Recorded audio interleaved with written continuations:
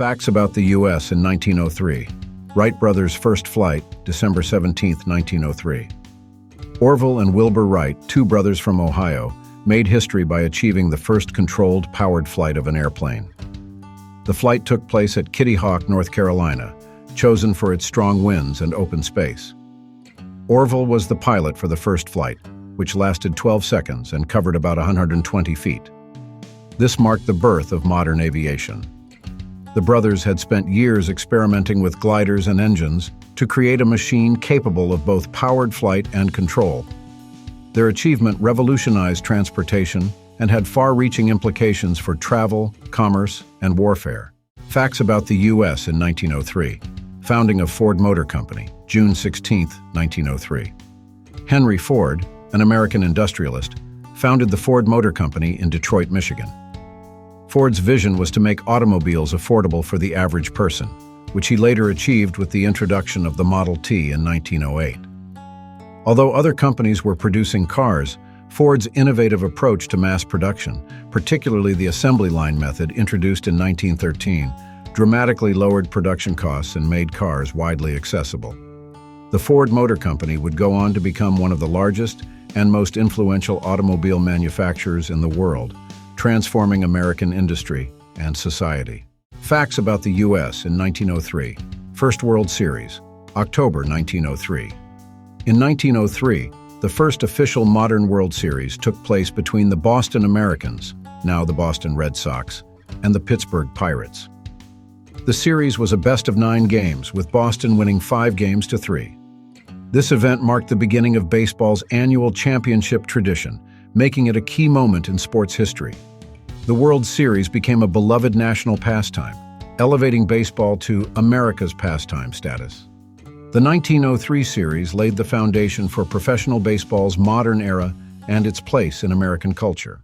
Facts about the U.S. in 1903. Platt Amendment implemented in Cuba, 1903. The Platt Amendment, originally passed by the U.S. Congress in 1901, was incorporated into the Cuban Constitution in 1903, establishing conditions for U.S.-Cuban relations after the Spanish-American War.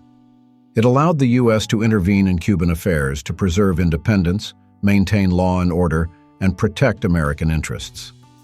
One key result of this amendment was the lease of Guantanamo Bay to the U.S. for a naval base, a lease that continues to this day. The Platt Amendment effectively made Cuba a U.S. protectorate, limiting its sovereignty. This caused resentment in Cuba, as many saw it as U.S. overreach, and it fueled anti-American sentiment, which persisted for decades. Crater Lake National Park established, May 22, 1903. Crater Lake National Park in Oregon was established by an act of Congress, making it the 5th national park in the U.S. Crater Lake, formed by the collapse of an ancient volcano, is famous for its deep blue color and clear water. It is the deepest lake in the United States, with a depth of 1,943 feet. The creation of the national park was part of a broader conservation movement led by President Theodore Roosevelt, who was a strong advocate for preserving natural resources and wilderness areas. Establishing Crater Lake as a national park ensured the protection of this unique natural wonder for future generations and highlighted the growing interest in environmental conservation in the U.S. At the turn of the century. Facts about the U.S. in 1903. Hay-Bunau-Varilla Treaty, November 18, 1903. The Hay-Bunau-Varilla Treaty was signed between the U.S. and Panama, granting the U.S. rights to build and control the Panama Canal.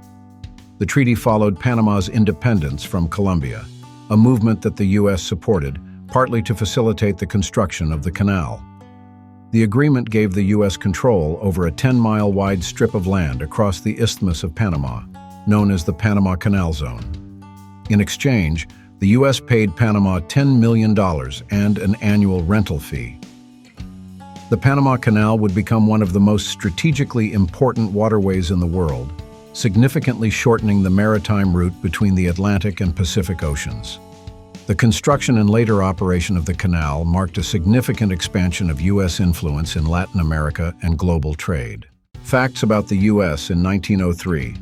Anthracite Coal Strike Resolution. The resolution of the Anthracite coal strike, which had started in 1902, was a landmark moment in American labor history. The strike was initiated by the United Mine Workers of America, UMWA, demanding higher wages, shorter workdays, and union recognition for the miners working in the anthracite coal fields of Pennsylvania. The strike threatened to cripple the nation's fuel supply, as anthracite coal was essential for heating homes and running factories. President Theodore Roosevelt intervened, becoming the first U.S. president to mediate a labor dispute. He brought both sides, mine owners and union leaders, together in the White House, and a compromise was reached in March 1903. The miners received a 10% pay raise and a reduction in working hours, though the owners did not officially recognize the union. Roosevelt's intervention marked a significant shift in the government's approach to labor disputes, signaling a more balanced approach to workers' rights. Facts about the U.S. in 1903. Niagara Falls power generation begins. In 1903, the Niagara Falls Power Company began large-scale hydroelectric power generation at Niagara Falls, harnessing the immense energy of the falls to produce electricity. This development was a pivotal moment in the history of electric power, as it demonstrated the potential for hydroelectric energy to power cities and industries on a large scale.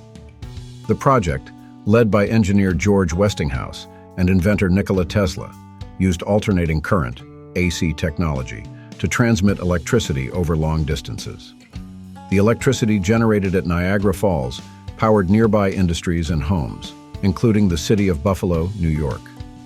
This breakthrough accelerated the spread of electric power across the U.S., transforming industry and daily life by providing a reliable and renewable source of energy. Facts about the U.S. in 1903. Establishment of the Department of Commerce and Labor, February 14, 1903. In response to growing industrialization and labor tensions, President Theodore Roosevelt created the Department of Commerce and Labor, a new government body aimed at overseeing economic development and addressing labor issues. This department was part of Roosevelt's broader progressive agenda, which sought to regulate big businesses, protect workers, and promote economic fairness. The new department played a key role in collecting data on businesses and labor conditions, and it worked to mediate disputes between workers and employers. One of its important subdivisions, the Bureau of Corporations, investigated and exposed monopolistic practices by large corporations. The department was split in 1913, leading to the creation of two separate entities, the Department of Commerce and the Department of Labor. Facts about the U.S. in 1903. Formation of the Women's Trade Union League, WTUL. In 1903, the Women's Trade Union League, WTUL, was founded, a significant step in the fight for women's labor rights. The WTUL brought together working-class women and middle and upper-class female reformers to advocate for better wages, shorter hours, and improved working conditions for women in various industries. It also sought to unionize women and promote their participation in the broader labor movement, which was often male-dominated. The WTUL was instrumental in organizing strikes and lobbying for labor reforms, including the fight for an 8-hour workday and safer workplaces. The formation of the WTUL marked a turning point in the U.S. labor movement by addressing the unique challenges faced by women workers and fostering solidarity across class lines. It also played a role in the broader women's suffrage movement, as many of its members were involved in advocating for women's rights more broadly.